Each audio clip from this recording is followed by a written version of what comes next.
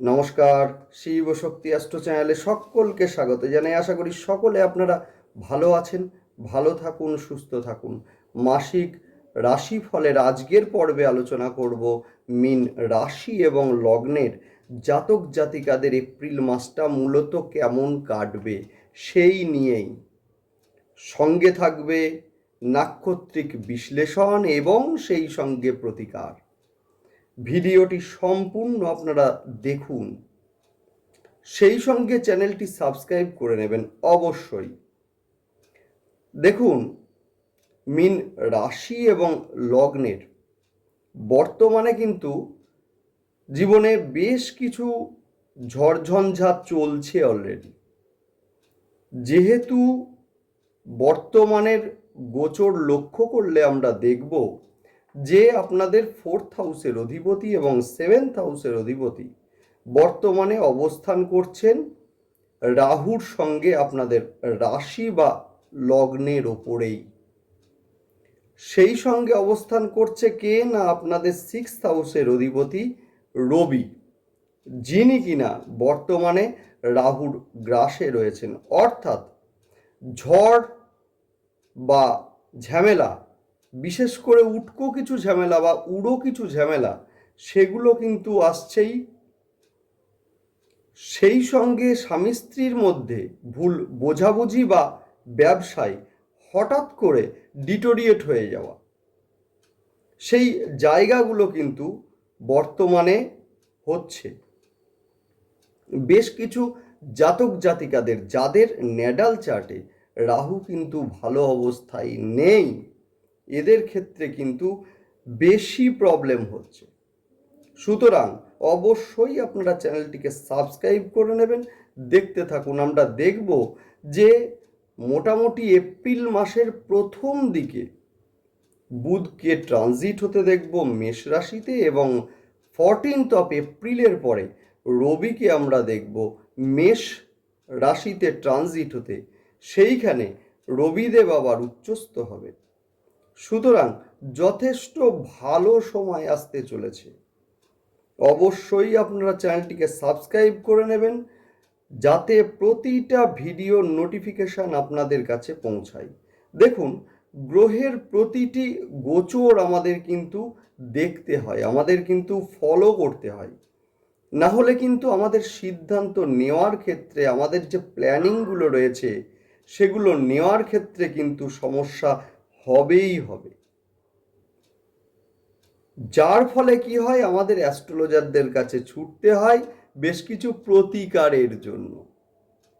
আমি একটাই কথা বলবো, সেটা হচ্ছে যে দেখুন, গ্রহের যে ট্রানজিট সেই অনুযায়ী আপনারা সিদ্ধান্তগুলোকে সাজান, আপনাদের যে প্ল্যানিং সেগুলোকে সাজান। 100% সমস্যা আসবে না, সমস্যা না এলে প্রতিকারও লাগবে না। সুতরাং দেখতে থাকুন আপনারা ভিডিও। দেখুন, মিন রাশি এবং লগ্ন যা কিনা মূলত কালপুরুষের রাশিচক্রের দ্বাদশ ঘর, বৃহস্পতি দেবের ঘর। যে কারণে কি না এরা যথেষ্ট জ্ঞানী হয়ে থাকে। নিজেদের মধ্যে যে জ্ঞান সেইটা কিন্তু এদের মধ্যে থাকেই, স্বভাবতই থাকে। জলরাশি এবং সেই সঙ্গে দ্বৈত রাশি। জলরাশি হওয়ার কারণে এরা কিন্তু যে কোনো পরিবেশে নিজেদেরকে মানিয়ে নেওয়ার একটা যে ক্ষমতা, সেটা কিন্তু থাকেই।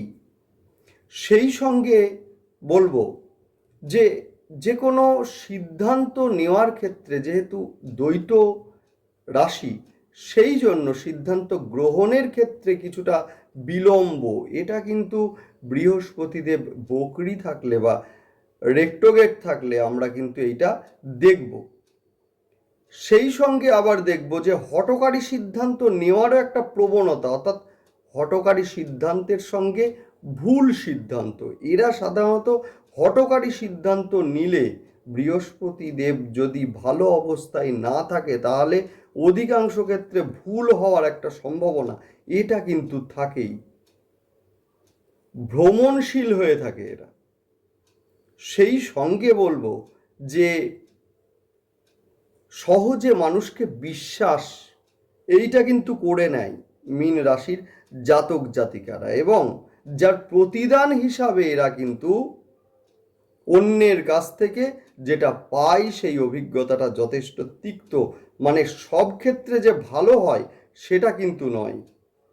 যাই হোক, বর্তমানের যে ট্রানজিট অর্থাৎ মীন রাশি বা লগ্নের ওপরে বর্তমানে অবস্থান করছেন রাহু, বুধ এবং রবি, অর্থাৎ কিনা ত্রিগ্রহী যোগ, এইটা কিন্তু মীন রাশি এবং লগ্নের ওপরে তৈরি হয়েছে। যার ফলে কি হচ্ছে না, বুধ আপনাদের 4th হাউস এবং সেই সঙ্গে সপ্তম স্থানের অধিপতি, যা কিনা রাহু যুক্ত। ফলত কি হচ্ছে, মানসিক একটা চাপ বা মানসিক একটা অশান্তি সেটা কিন্তু কাজ করবে। সেই সঙ্গে আমরা বলতে পারি যে শিক্ষার্থীদের ক্ষেত্রে কিন্তু একটা মূলত ফাঁকিবাজির একটা মানসিকতা এইটা কিন্তু বৃদ্ধি পাবে এই সময়ে। বৃদ্ধ মায়েদের ক্ষেত্রে বলবো শারীরিক অবস্থা মাঝে মাঝেই ডিটোরিয়েট করতে পারে। সেই সঙ্গে পুরাতন কিছু ব্যথা, বিশেষ করে মাজায় ব্যথা বা কোমরে ব্যথা, হাঁটুতে ব্যথা, হাড়ে ব্যথা, পায়ে ব্যথা, এইগুলো কিন্তু বাড়তে দেখতে পাওয়া যাবে। স্বামী স্ত্রীর মধ্যে মতের অমিল এই সময়ে কিন্তু মাঝে মাঝেই লক্ষ্য করা যাবে। এই সময়ে কিন্তু স্বামী বা স্ত্রীর মধ্যে একটা অজানা চাপ বা একাকিত্ব সেইটা কিন্তু কাজ করতে পারে, এবং সেই সঙ্গে একটা আধ্যাত্মিকতা বোধ এইটাও কিন্তু কাজ করবে। যাই হোক, সেই সঙ্গে আমরা দেখব যে একাদশপতি এবং দ্বাদশপতি শনিদেব দ্বাদশে অবস্থান করছে। ফলে কি হচ্ছে না, ইনভেস্টমেন্টের মাধ্যমে লাভ সেটা কিন্তু এই সময়ে লক্ষ্য করা যাচ্ছে। বিশেষ করে মেডিকেল রিলেটেড ব্যবসা, সেটা ফার্মেসি হতে পারে, সেটা প্যাথোলজি হতে পারে, যাই হোক মেডিকেল রিলেটেড ব্যবসা, সেই সঙ্গে খাবার বা রেস্টুরেন্টের ব্যবসা, সেই সঙ্গে পারফিউম বা রেডিমেড যে পোশাক সেটার ব্যবসা, ভূমি ক্রয় বিক্রয়ের ব্যবসা, লোহা বা ভারী পরিবহন এর কাজে যারা যুক্ত এদের ক্ষেত্রে ব্যবসায় কিন্তু যথেষ্ট লাভবান হওয়ার একটা সম্ভাবনা এটা কিন্তু আছে, যদি ন্যাটাল চার্টে শনিদেব ভালো অবস্থায় থাকে। একই সঙ্গে দেখব যে তৃতীয়পতি এবং অষ্টমপতি শুক্র মঙ্গলের সঙ্গে যুক্ত আছে, যার ফলে কি হচ্ছে না, যে মঙ্গল এই রাশি বা লগ্নের সাপেক্ষে নবম এবং দ্বিতীয় স্থানের অধিপতি, যার ফলে আর্থিক ব্যয় যেমন এই সময়ে লক্ষ্য করা যাবে, একইভাবে এই সময়ে কিন্তু পিতার শারীরিক অসুস্থতা এইটাও কিন্তু লক্ষণীয়।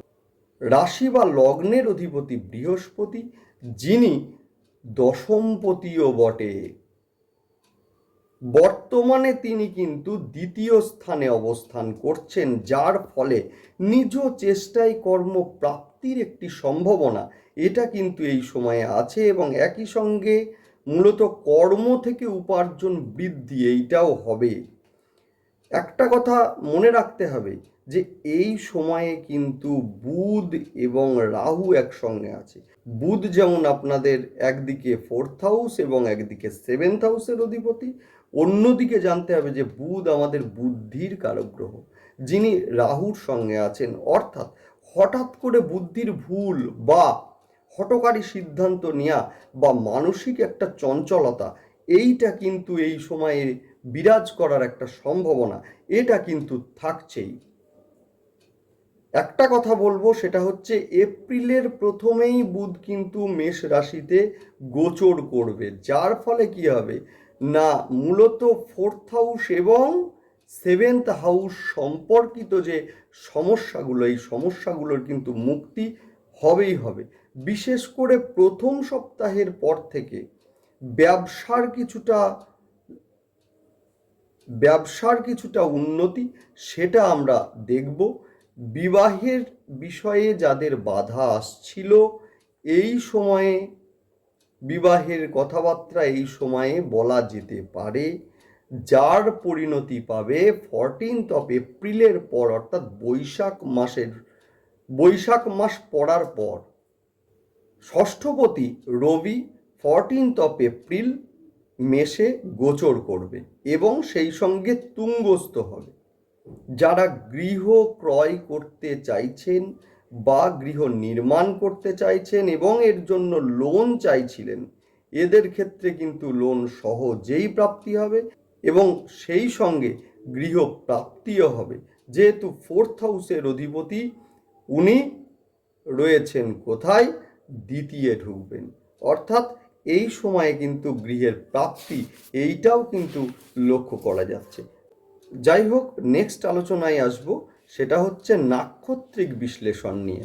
মূলত মীন রাশির মধ্যে পূর্ব ভাদ্রপদ নক্ষত্রে যাদের জন্ম, এদের ক্ষেত্রে কিন্তু উপার্জন বাড়বে এবং সেই সঙ্গে আটকে থাকা কোনো অর্থের প্রাপ্তি এইটাও কিন্তু এই সময়ে লক্ষ্য করা যাচ্ছে। উত্তর ভাদ্রপদ নক্ষত্রের ক্ষেত্রে দেখব ব্যয় বৃদ্ধি পাবে, মানসিক যে চাপ সেটা কিন্তু বাড়তে লক্ষ্য করা যাবে এবং সেই সঙ্গে পিতার শারীরিক অবস্থার অবনতি এই সময়ে লক্ষ্য করা যাবে, বিশেষ করে 14th of এপ্রিল পর্যন্ত এবং তারপরে ভালো হবে।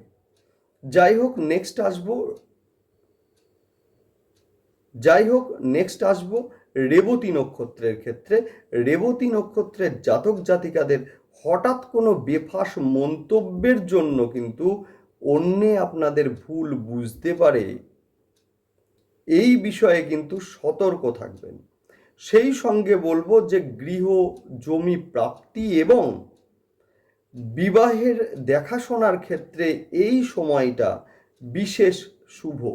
নেক্সট আলোচনায় আসবো, সেটা হচ্ছে প্রতিকার সম্বন্ধে। দেখুন, মীন রাশি এবং লগ্নের জাতক জাতিকাদের একটাই কথা বলবো যে বৃহস্পতিবারের দিন স্নানের জলে একটুখানি কাঁচা হলুদ ফেলে স্নান করুন, দুর্দান্ত রেজাল্ট আপনারা পাবেন। সেই সঙ্গে বলবো যে শ্বেত চন্দনের ব্যবহার, রাহু কিন্তু এখন মোটামুটি 25 সাল পর্যন্ত থাকছেন, সুতরাং শ্বেত চন্দনের ব্যবহার এটা কিন্তু আপনারা বৃদ্ধি করুন। বিশেষ করে ফোঁটা হিসাবে কপালে বা গলায় অবশ্যই আপনারা পরিধান করুন, ভালো রেজাল্ট আপনারা অবশ্যই পাবেন। সেই সঙ্গে বলবো দিনে যতটা পারেন মিনিমাম 108 বার হলে ভালো হয় মহামৃত্যুঞ্জয় মন্ত্র আপনারা জপ করুন, অবশ্যই দুর্দান্ত রেজাল্ট আপনারা পাবেন। যাই হোক, সঙ্গে থাকুন, দেখতে থাকুন ভিডিও এবং সেই সঙ্গে অবশ্যই আপনারা চ্যানেলটিকে সাবস্ক্রাইব করে নেবেন। দেখতে থাকুন। নমস্কার।